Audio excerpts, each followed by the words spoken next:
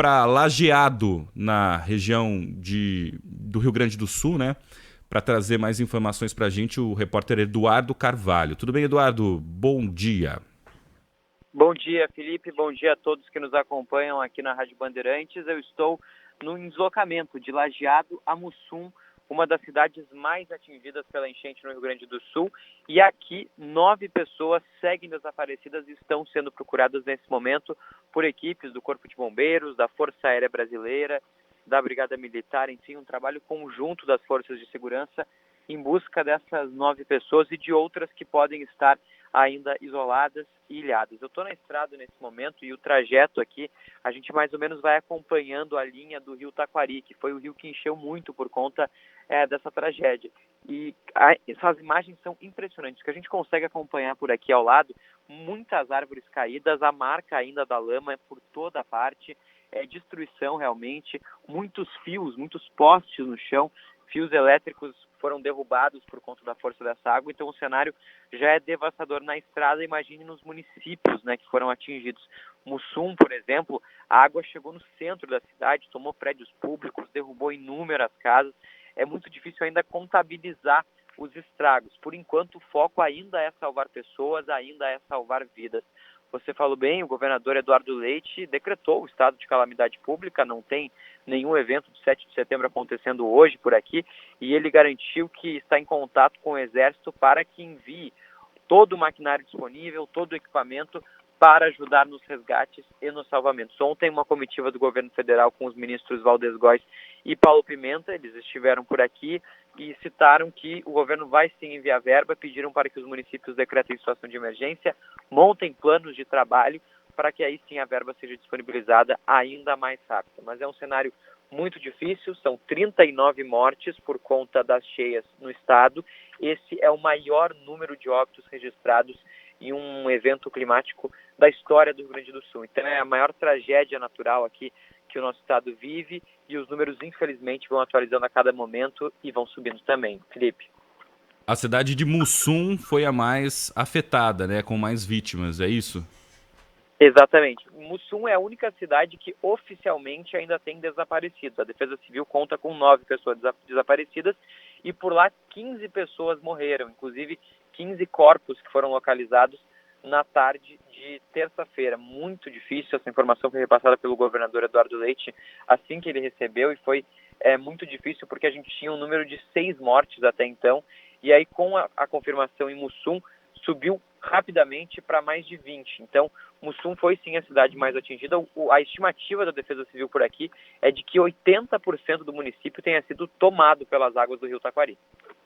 Muito bem. Ô, Eduardo, eu queria que você falasse em relação ao clima hoje. A gente tem a possibilidade de chuva, existe algum alerta para isso?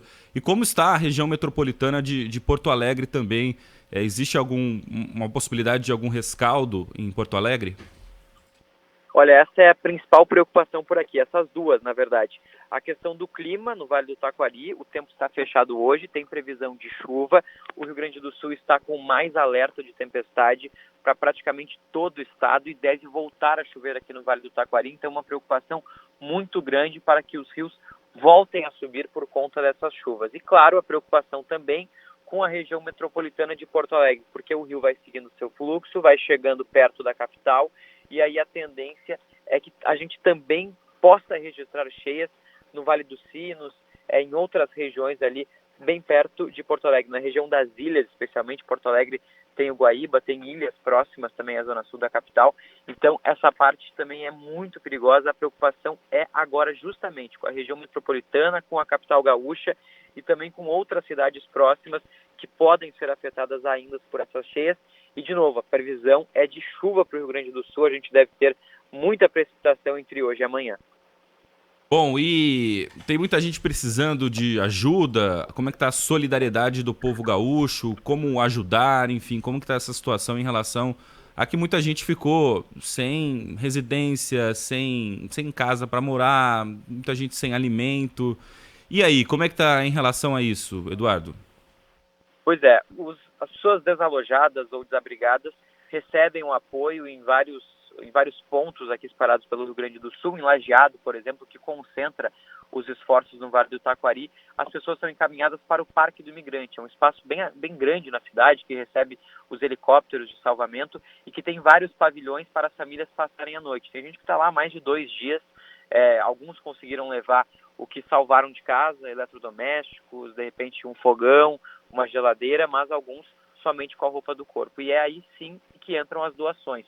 Eles só são mantidos ali com alimentação, com roupas, com colchões, cobertores, tudo a partir de doações. Então, uma grande corrente de solidariedade, isso inclusive está sendo bonito de acompanhar. São muitos voluntários aqui no Rio Grande do Sul.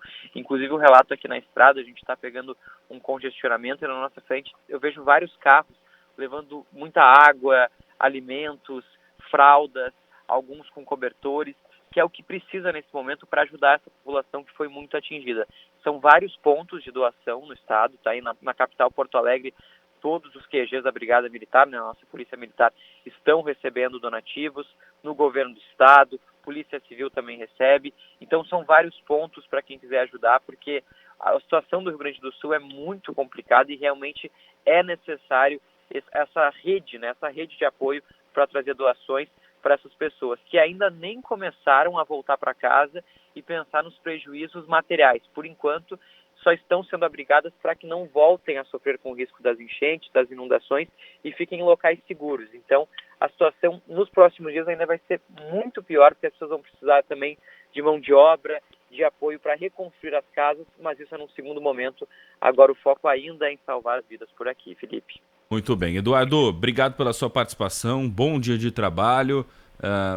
Para um repórter, né, para um jornalista, participar de uma cobertura dessa é muito complicado, ver o sofrimento das pessoas, mas precisa ter força, né, Eduardo, para poder enfrentar e trazer as notícias e informar o nosso país, né? Com certeza. Contem com a gente aqui na cobertura. A gente segue atualizando tudo na Rádio Bandeirantes. Muito bem. Obrigado por Eduardo Carvalho, em Lajeado, no Rio Grande do Sul, informando as consequências, né, das chuvas e as mortes que aconteceram no sul do nosso país. E a gente vai seguir acompanhando e trazendo informações sobre o tempo, porque a Stephanie Toso já está aqui com a gente para atualizar informações sobre o tempo.